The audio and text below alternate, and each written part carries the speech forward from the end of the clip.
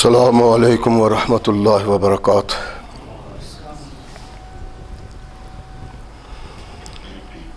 الحمد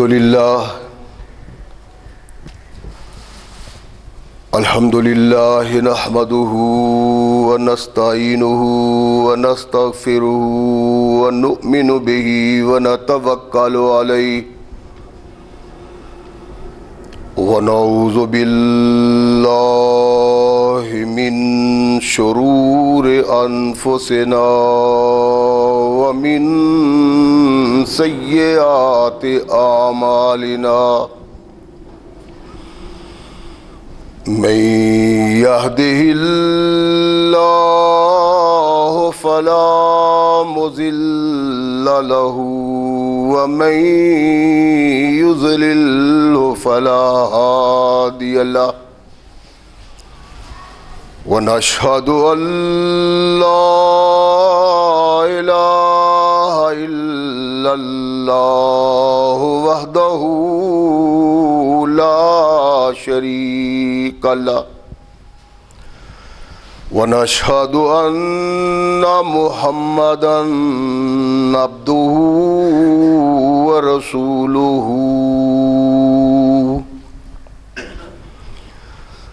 أما بعد فأحسن الحديث كتاب الله وخير الهدي هدي محمد صلى الله عليه وسلم وشر الأمور محدثاتها وكل محدثة بدعة وكل بدعة ضلالة وكل ضلالة في النار أما بعد فأعوذ بالله السميع العليم من الشيطان الرجيم من همزه ونفخه ونفثه بسم الله الرحمن الرحيم يريدون أن يطفئوا نور الله بأفواههم ويأبى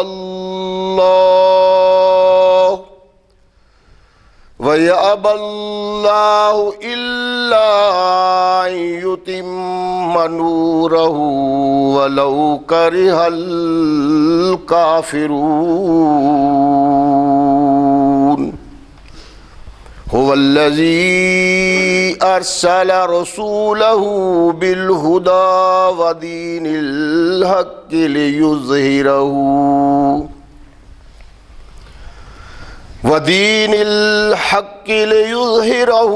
على الدين كله ولو كره المشركون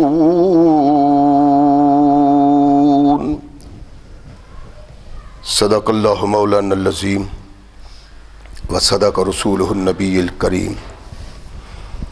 ہر قسم کی حمد و ثنا، تعریفات و توصیفات اس خالق و مالک کے لیے ہیں جس نے اس ساری کائنات کو تخلیق دیا اور اس کی حسن و آبادی کے لیے حضرت انسان کو تخلیق فرمایا۔ کروڑوں درود و سلام اس ہستی اقدس و مقدس پہ کہ جس کا نام نامی اسم گرامی ہے محمد صلی اللہ علیہ وسلم۔ لاکھوں رحمتیں ان نفوس قدسیہ پہ کہ جنہوں نے سرور کائنات علیہ السلام سے اس ضابطۂ حیات کو وصول کیا اور اس کو ہم تک پہنچانے کے لیے اپنا تن من دھن قربان کر دیا۔ اللہ کی یہ بہت بڑی کرم نوازی ہے کہ اس نے اس ضابطۂ حیات کو ہم تک پہنچانے کے لیے ایسے مضبوط ذرائع اور اسباب استعمال فرمائے کہ ان کی موجودگی میں ہم ببانگ دہل کہہ سکتے ہیں کہ یہ ہے ضابطہ حیات جو آج سے کم و بیش 1450 سال پہلے نبی کائنات رسول ثقلین حضرت محمد رسول اللہ صلی اللہ علیہ وآلہ وسلم پہ نازل ہوا۔ یہ ایک ایسا ضابطہ حیات ہے جو خاص انسانوں کی رہنمائی کے لیے، ان کی دنیا اور عاقبت میں کامیابی کے لیے اللہ نے بطور تحفہ انسانوں کو دیا۔ یہ سب کچھ اپنی جگہ پہ، لیکن کیا وہ انسان جس کو اللہ نے یہ عظیم تحفہ دیا ہے اس کا قدردان بھی ہے؟ انسان نے اس سے آشنائی بھی حاصل کی ہے۔ کوئی مسلمان جو کلمہ طیبہ پڑھتا ہے اس کا تو انکاری نہیں، یہ قرآن اللہ کا وہ ضابطہ حیات ہے جس کے متعلق اللہ کی خواہش ہے کہ انسان اس کے مطابق اپنی زندگی بسر کرے، اس کے لیل و نہار اس کی رہنمائی میں بسر ہوں۔ میں نے پچھلے خطبہ جمعہ میں عرض کیا تھا کہ اللہ نے بہت ساری کتابیں اور صحف نازل کیے ہیں، لیکن ان کی ذمہ داری اللہ نے نہیں لی۔ اس کتاب کی ذمہ داری اللہ نے لی ہے، اور اس کا مقصد کیا ہے، سبب کیا ہے کہ اس کتاب کا آنا اس وقت کے لیے نہیں تھا جب محمد رسول اللہ موجود تھے، بلکہ اس کو قیامت تک کے لیے اللہ نے بھیجا ہے، اور قیامت تک جتنے لوگ اس سے وابستہ ہوں گے ان سے مطالبہ ہے اللہ کا کہ اس نظام حیات کو دنیا میں قائم کرو۔ واضح الفاظ ہیں، اللہ ارشاد فرماتے ہیں کہ قرآن کے آ جانے کے بعد لوگوں میں یہ خواہش پیدا ہوئی کہ قرآن کی تحریک کے آگے بند باندھا جائے اور اس کی تعلیم کو پھیلنے نہ دیا جائے، اس کے نظام حیات کو پرپرزے نکالنے کی اجازت نہ دی جائے، بلکہ اس چراغ کو گل کر دیا جائے۔ اللہ فرماتے ہیں یہ کافروں کی خواہش ہے کہ نظام قرآن کو محدود کر دیا جائے، مسدود کر دیا جائے۔ ان کو اس بات کا علم نہیں کہ هو الذی ارسل رسولہ بالہدی ودین الحق لیظہرہ علی الدین کلہ۔ اللہ کا اس قرآن کو بھیجنے کا مقصد یہ ہے کہ کائنات کے تمام نظاموں کو ختم کر کے اس نظام کو جاری و طاری کیا جائے، اور یہی مطالبہ اللہ کا مسلمان سے تھا۔ ہم اس کے ساتھ ساتھ اپنی بدنصیبی پہ بھی غور کریں۔ اللہ کہتے ہیں اس کتاب کو بھیجنے کا مقصود یہ تھا کہ اس کا نظام حیات انسانوں میں نافذ کیا جائے اور انسان اس کی رہنمائی میں زندگی بسر کریں، اس سے وابستگی انسانی معاشرہ کے فلاح اور کامیابی کا سبب بنے۔ نبی رحمت محمد رسول اللہ صلی اللہ علیہ وسلم اللہ کے حکم پہ اس دستور کو لے کے مکہ کی نگری میں گلیوں بازاروں میں پھرتے ہیں، قرب و جوار میں نکلے، شدائد مصائب برداشت کیے، پتھر کھائے، تھپڑ کھائے، لیکن منہ سے ایک کلمہ حق نکلتا تھا جو کوئی بھی طاقت محمد رسول اللہ کو روک نہیں سکی۔ ایھا الناس قولوا لا الہ الا اللہ، کہ لوگوں اللہ کی توحید سے وابستہ ہو جاؤ، اور اس کے ساتھ ساتھ محمد کی رسالت کا اقرار کرو صلی اللہ علیہ وسلم۔ یہ تصور لے کے کونین کے آقا محمد رسول اللہ آگے بڑھے۔ قرآن کہتا ہے کہ بہت سارے نظام، ان نظاموں کے علم بردار اس نظام خداوندی کو برداشت نہ کر سکے، تو انہوں نے اس کے مقابلے کے لیے انسانوں کو ترغیب اور تحریک دلانے کے لیے ایسے ایسے نظام، ایسے ایسے دستور بنائے کہ انسان اس طرف کشش کرتا ہے، انسانی فطرت کی کمزوری کی بنا پہ۔ وگرنہ ارشاد فرمایا تمام کائنات میں اللہ کا پیغام قرآن کی صورت میں انسانوں کے پاس آیا ہے۔ اس کے نفاذ کی جد و جہد، اس کے نفاذ کی کوشش، اس کے نفاذ میں محنت مسلمانوں کی خواہش ہے، اور کون اس خواہش کا دشمن اور منکر ہے؟ کون نہیں چاہتا کہ دین تمام کائنات میں پھیل جائے؟ فرمایا ایک کافر اس کو برداشت نہیں کرتا اور ایک مشرک اس کو تسلیم نہیں کرتا۔ اپنی بد نصیبی ہے کہ مسلمان دنیا میں تنہا اللہ کا پیغامبر تھا، اس کا تعلق اس انسان سے تھا جو جنم لیتے ہی اللہ کا وہ محبوب اور انسانوں کا وہ قائد تھا جس کی قیادت و سیادت اللہ نے کہا قیامت تک رہے گی، اور مکلف کیا انسانوں کو جو مسلمان کی صورت میں اس کے ساتھ وابستہ ہوئے۔ دیا کیا کہ لا الہ الا اللہ کے علم بردار بن جاؤ اور محمد رسول اللہ کی قیادت اور سیادت کو قبول کر لو۔ تنہا ایک نظام، ہم نے وہ کلمہ پڑھا ہے،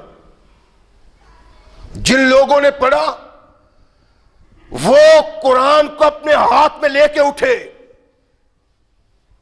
اس کے نفاذ و اس کے نظام کی آبیاری کے لیے انہوں نے اپنی جانیں قربان کی، اپنا خون دیا اللہ کے اس فرمان پہ کہ اس دین کو لے کے آگے بڑھو۔ ارشاد فرمایا میدان مناظرہ سجاؤ، میدان گفتگو سجاؤ، علم کے زور پہ یہ چیز بناؤ، دنیا کا کوئی علم اللہ کے قرآن اور محمد کے فرمان کا مقابلہ نہیں کر سکتا۔ میدان میں لکھ لو، اور اگر اس سے بات بڑھ جائے تو ارشاد فرمایا لڑائی کرو، اتنی لڑائی کرو اسلام کی قیادت کے لیے، اسلام کے نظام کے نفاذ کے لیے، اتنی جد و جہد کرو، اتنی لڑائی کرو کہ کائنات سے تمام نظریہ حیات مٹ جائے، صرف محمد کا نظریہ رہ جائے۔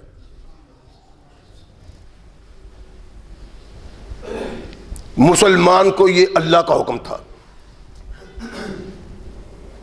کہ اس کے نفاذ کے لیے، اس کو جاری و ساری کرنے کے لیے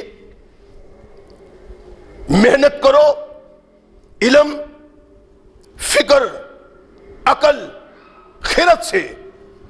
لیکن اگر یہ تمام چیزیں ناکام ہو جائیں تو اپنے گھر میں نہیں بیٹھنا، تلوار ہاتھ میں لے کے اللہ کے نظام کو نافذ کرنا ہے۔ اور یہ تصور لے کے جب مسلمان نکلے تو کائنات کی کوئی طاقت ان کا سامنا نہیں کر سکے۔ عظیم تھا انسانوں کو انسانیت سے آشنا کروایا، تمام طاقتیں یہ بات ماننے کے لیے مجبور ہو گئیں کہ اگر کائنات میں کوئی امن و سکون پیدا کر سکتا ہے تو وہ محمد کا نظام ہے صلی اللہ علیہ وسلم۔ لیکن جب یہ قوم بد نصیبی کے سبب آگے بڑھی، انہوں نے اللہ سے اعراض کی زندگی بسر کرنی شروع کر دی، قرآن کو پس پش ڈالنا شروع کیا، غیروں کی باتوں کی طرف کان لگائے، تو بد نصیبی کا یہ منظر بنا جو آج ہمارے سامنے ہے۔ اور تاریخ کے اوراق کو دیکھو، آج مسلمان کا مسلمان کہلانا ان کے لیے ننگو آر کا سبب ہے۔ کیوں؟ کہ ان کے وجود سے ذلت و نکبت وابستہ ہو گئی۔ سبب اس کا کیا ہے؟ کہ ہم نے قرآن کو چھوڑا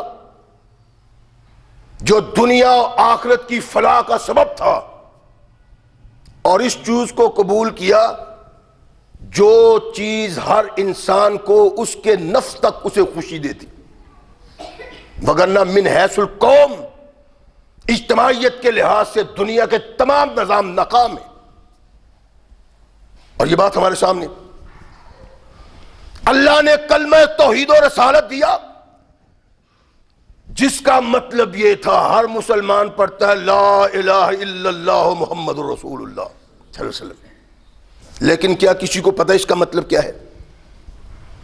اگر گوئے مسلمانم بلغزم کہ دائم مشکلات لا الہ الا، ہمیں کلمے کا پتہ ہی نہیں، کلمہ پڑھتے ہیں توحید سے بغاوت بھی کرتے ہیں، کلمہ پڑھتے ہیں آقا کی اطاعت سے بغاوت بھی کرتے ہیں، اور پھر مسلمان کے مسلمان۔ اللہ ارشاد فرماتے ہیں کہ آدم کی اولاد، کیا تجھے اس بات کا علم نہیں کہ اللہ نے تجھے اس بات کی وصیت کی تھی کہ لا تعبد الشیطان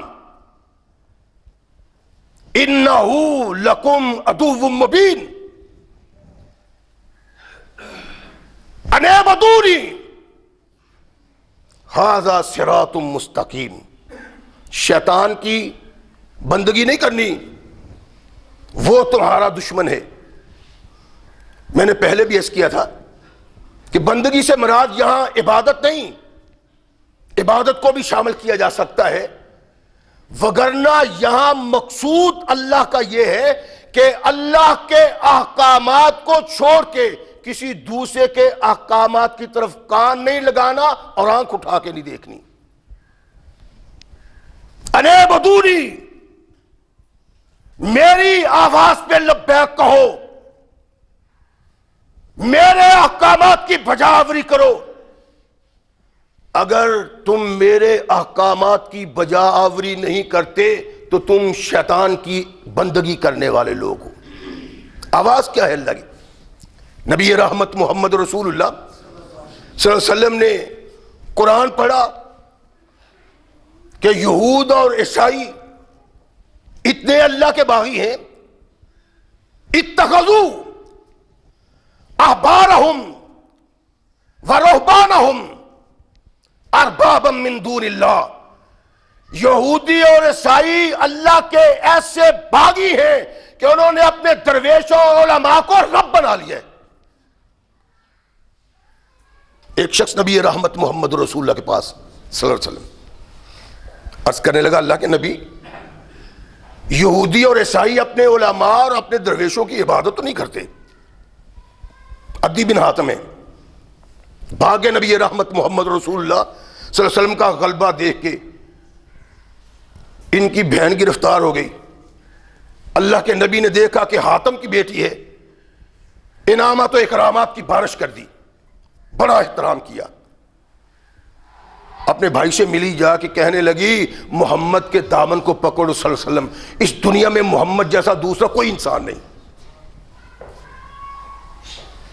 عدی آئے، ان کے سامنے نبی رحمت محمد رسول اللہ آئے پڑے، اللہ کے نبی عیسائی اور یہودی علماء اور درویشوں کی عبادت نہیں کرتے، ان کے سامنے سجدہ نہیں کرتے، رکوع نہیں کرتے، قیام نہیں کرتے۔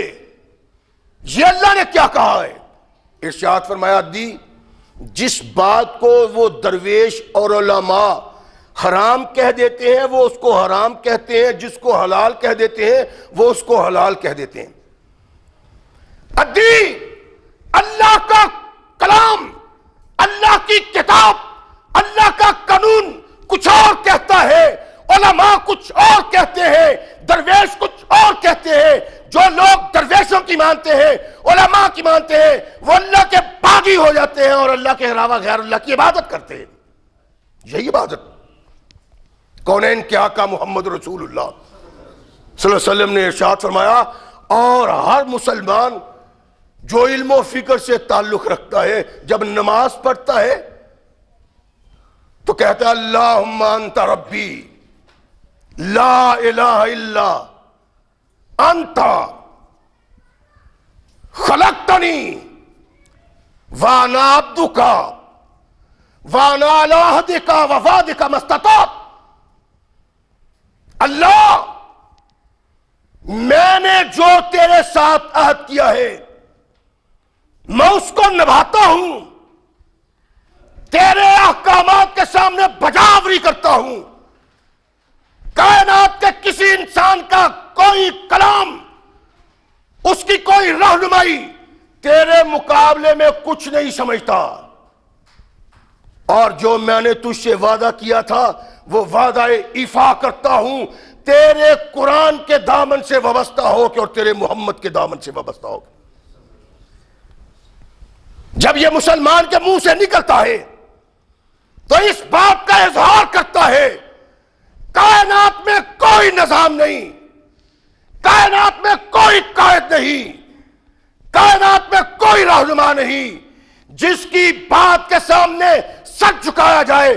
اگر کوئی انسان ایسا ہے جس کی بات کو سر کا تاج بنایا جائے تو وہ محمد رسول اللہ۔